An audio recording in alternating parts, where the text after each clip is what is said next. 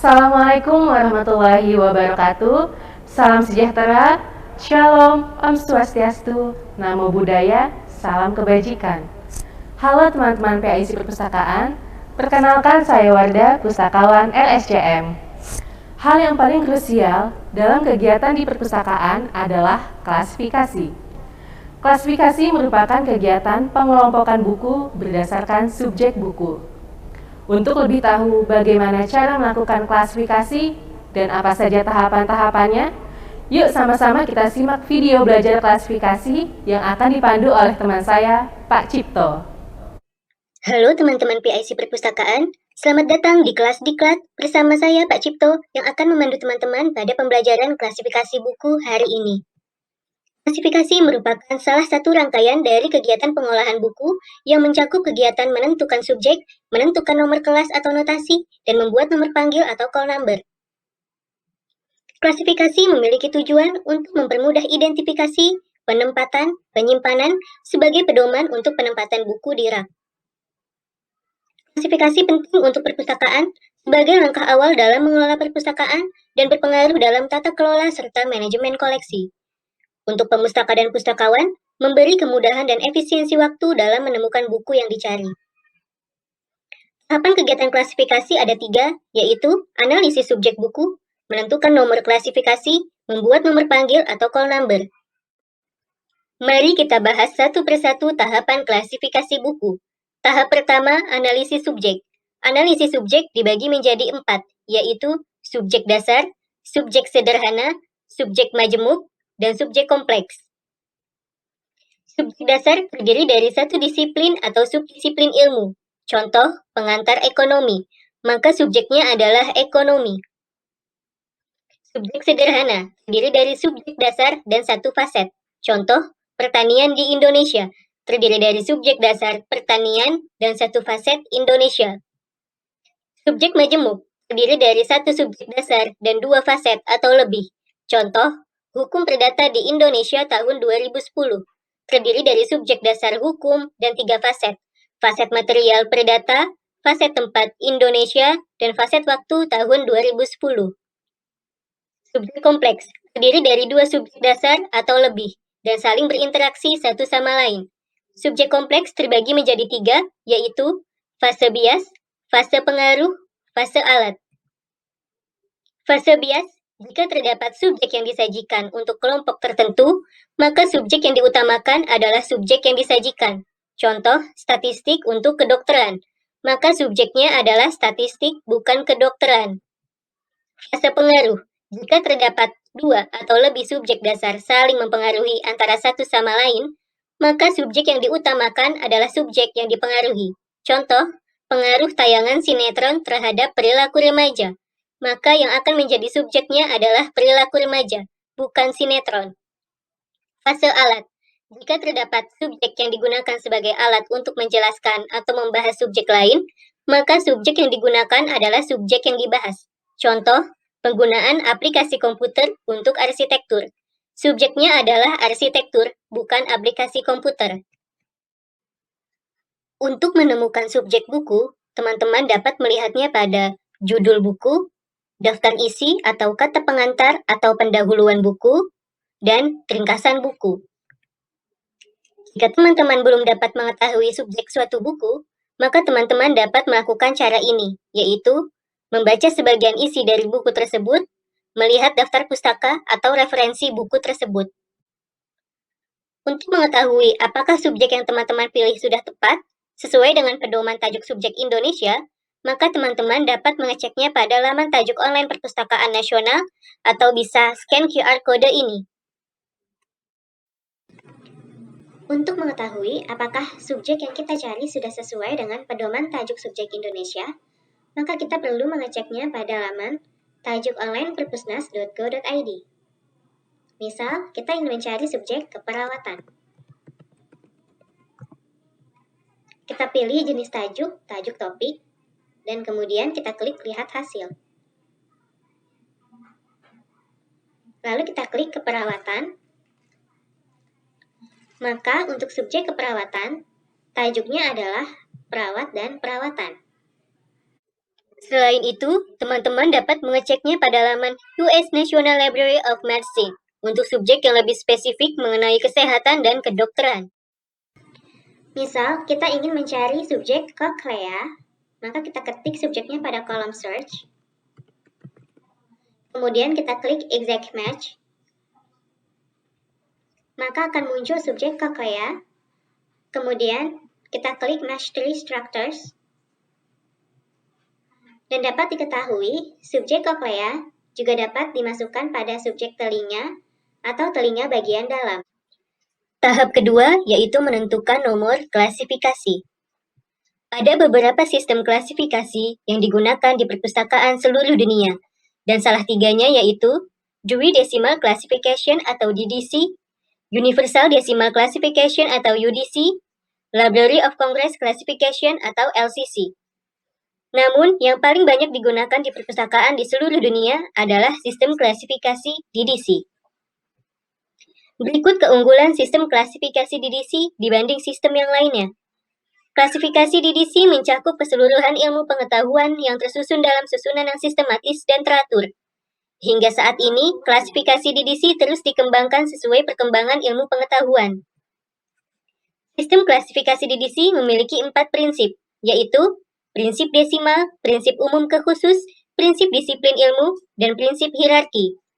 Mari kita bahas lebih detail prinsip-prinsip DDC. 1.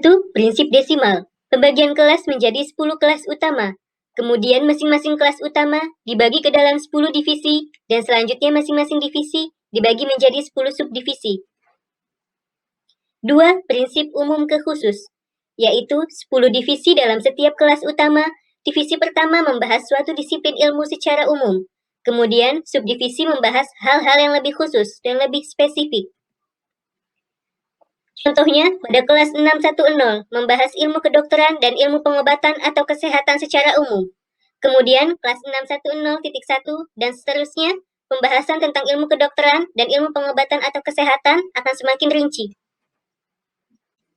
3. Prinsip dasar disiplin ilmu, yaitu penyusunan dan pembagian DDC berdasarkan pada spesialisasi ilmu pengetahuan atau disiplin ilmu, dan bukan pada subjek, sehingga satu subjek dapat dibahas pada beberapa disiplin ilmu sekaligus. Misalnya tentang subjek anak, bisa dibahas pada kelas seperti berikut. Ketika kita ketik suatu subjek, misalnya subjek anak di kolom pencarian pada sebelah kiri atas pada layar, maka akan muncul rekomendasi nomor kelas dari berbagai disiplin ilmu yang membahas subjek anak. Keempat, prinsip hierarki, yaitu sistem klasifikasi yang tersusun berurutan baik dalam notasi maupun dalam relasi antar subjek.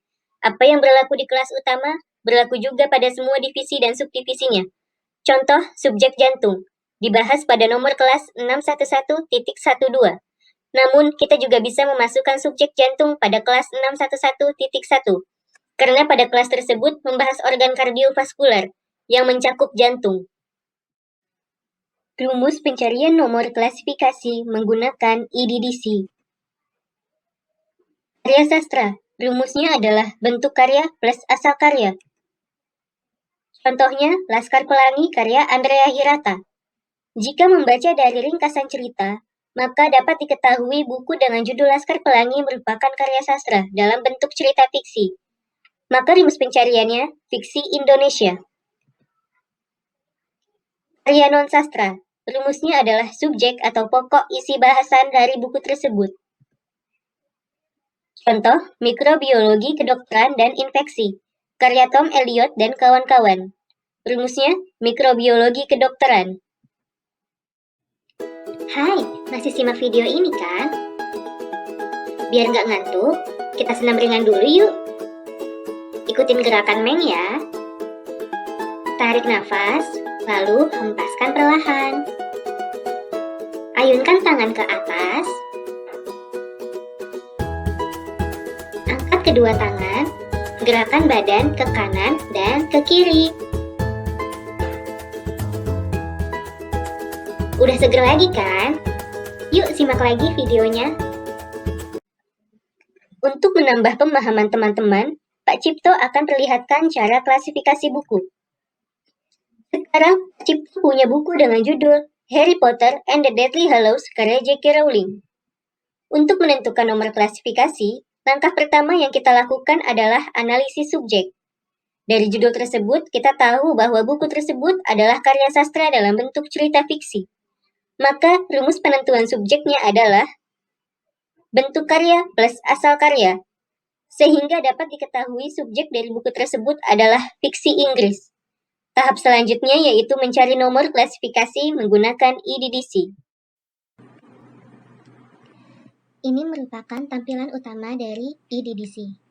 Dan pada layar kiri atas terdapat kolom search atau kolom pencarian. Lalu kita ketik fiksi Inggris.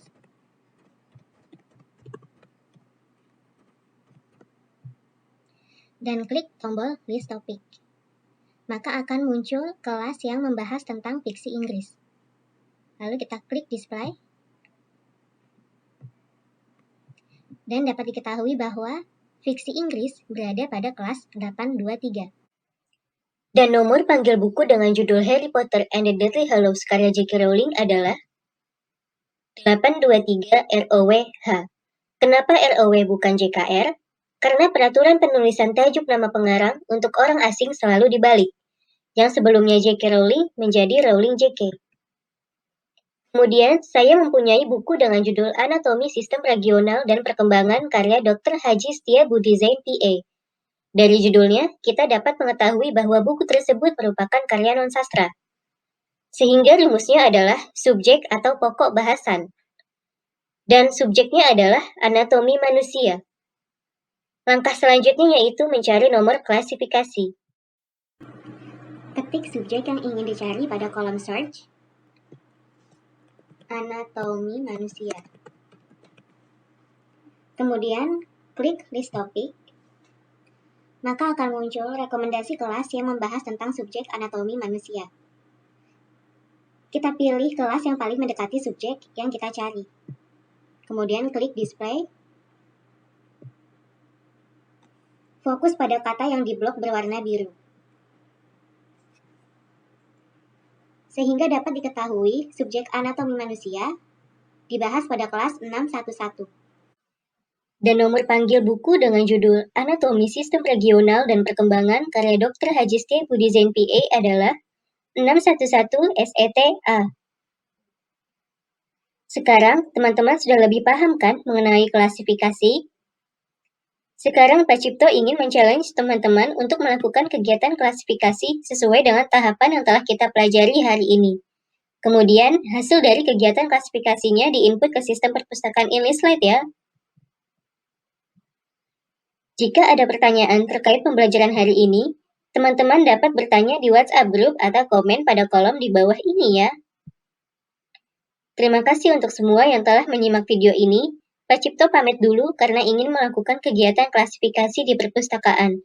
Sampai jumpa di video belajar selanjutnya. Terima kasih Pak Cipto atas penjelasannya. Jadi teman-teman sudah tahu kan apa itu klasifikasi dan tahapan-tahapan kegiatan klasifikasi? Tahapan kegiatan klasifikasi ada 3, yaitu yang pertama analisis subjek, yang kedua penentuan nomor klasifikasi, dan yang ketiga membuat call number. Yuk sama-sama kita terapkan ilmu klasifikasi di perpustakaan RSCM. Akhirnya kita sudah di ujung video belajar hari ini. Terima kasih kepada teman-teman yang sudah menonton dan menyimak video ini dari awal hingga akhir. Sampai jumpa, salam sehat, wassalamualaikum warahmatullahi wabarakatuh.